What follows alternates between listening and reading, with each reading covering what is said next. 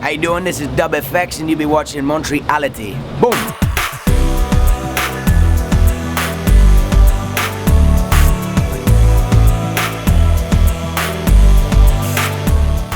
Alright, this is for Montreality.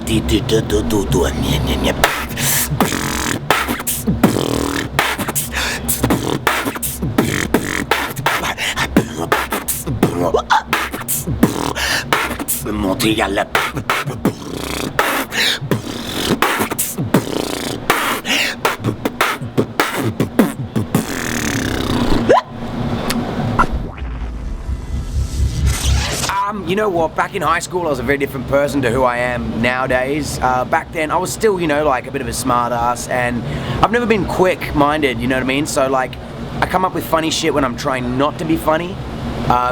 So that's kind of like my shtick, you know what I mean? But like at the end of the day, I was an okay student. I wasn't very clever, you know, I was just average intelligence. I wasn't even that good at music back then. But I guess, like, you know, I loved smoking loads of weed and hanging out with mates, playing hacky sack, playing frisbee. You know, to compare, like, I guess all my teachers, my music teacher even, they all probably thought I would fail in life. So it's pretty crazy that I actually turned out to do something pretty cool. Well, my first job was chemist round, so I'd deliver like medicine to old people who couldn't go to the pharmacy. That was my first job. Then my second job was did a paper round, so I'd deliver paper to people in the morning. I even wrote a song called Paperboy back then, and I used to do that all the time. That was great fun. And then I started working in restaurants and cafes and waiting and stuff like that. And then I've worked in CD shops as well, you know, but generally, you know, just normal kind of studenty type work. I never really got a big paycheck from the music industry. Basically what I did was, over the years, right, all the money that came in through the internet, so whether that's from shows paying me from like into my bank account, or money coming in from iTunes or Bandcamp or whatever, all of that money I never touched. But all the money I made on the street is what I spent. So for years, I just let that build up and build up and build up and build up. And then finally, when I checked it, I was like, shit, there's a lot of money. So I guess my big payout bought me my first house. Who would have thought a street performer could do that? The key to success is to be true to yourself. That's the reality. Like, don't ever do something that you're not interested in doing or that you don't feel the love for, because people will always see that it's fake. So if you say, I'm gonna make loads of money being a pop star, and you're gonna go out and make pop music that you don't actually like, but you're doing it because you wanna make money, you're never gonna become famous and you're never gonna make money, because everyone will see that you're a fake. So people like Ricky Martin or Britney Spears or whoever's out there making pop music that I particularly don't like, but those people that make that music genuinely like the music they're making. If they didn't like it, they wouldn't become famous. I like the music I make, which is probably why I'm successful. You know what, I'm not a very good reader. I'm pretty shit at reading books. I love reading comic books, graphic novels. I'm not particularly into like superhero stuff. I like Batman's cool. But I like stuff from Vertigo, which is like a DC spawn-off of their comics. So stuff like Preacher, 100 Bullets, Swamp Thing. You know, I love those kinds of comic books. Alan Moore type stuff, Grant Morrison, yeah. I'm actually writing a comic book at the moment, and it's called Living in Lucidity. When is that expected?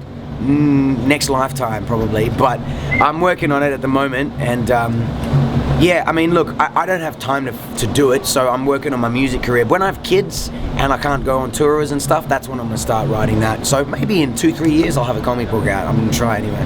My favorite cartoon character, well, I guess Batman would have to be like my favorite like superhero thing, but then there is also a comic written by Alan Moore called The Swamp Thing.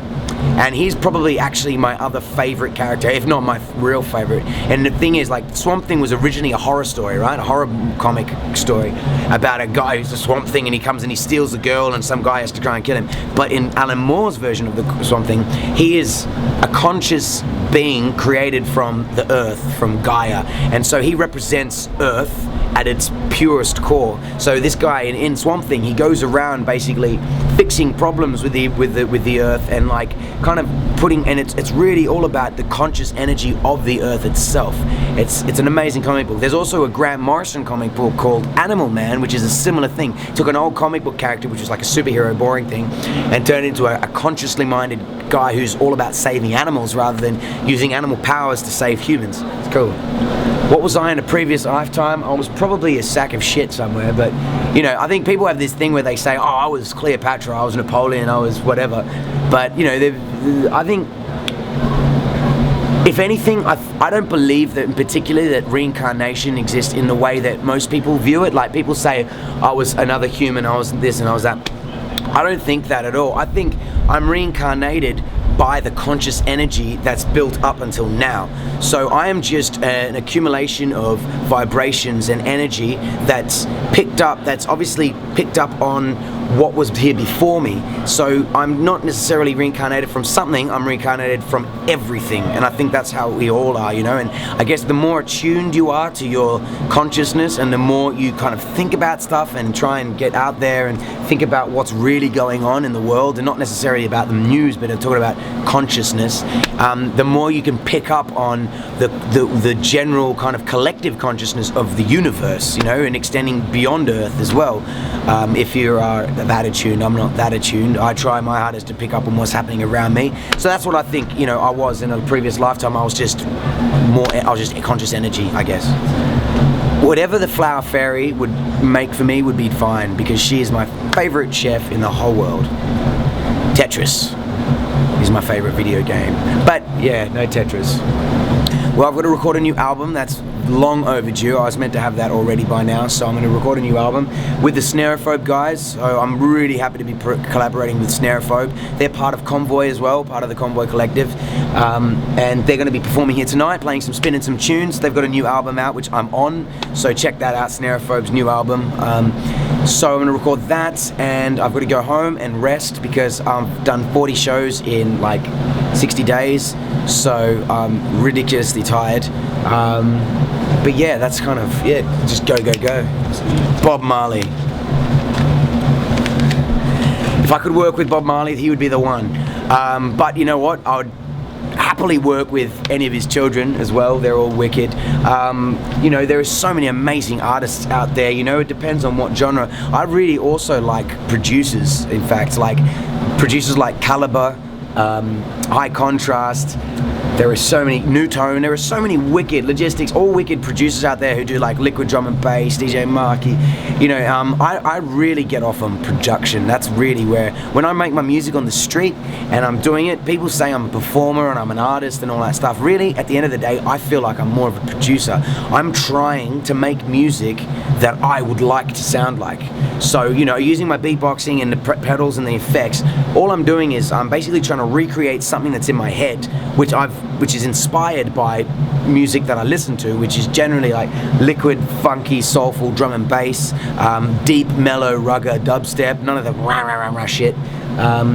Old school 90s hip hop. I love all music. As long as there's soul in the music, that's what I like. So, you know, Fat Freddy's Drop, that's a band I'd love to work with as well. Talents. I'm really good at going to the toilet.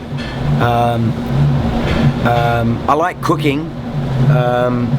You know, but Flower Fairy shits all over me on cooking wise. She's way better. Talents.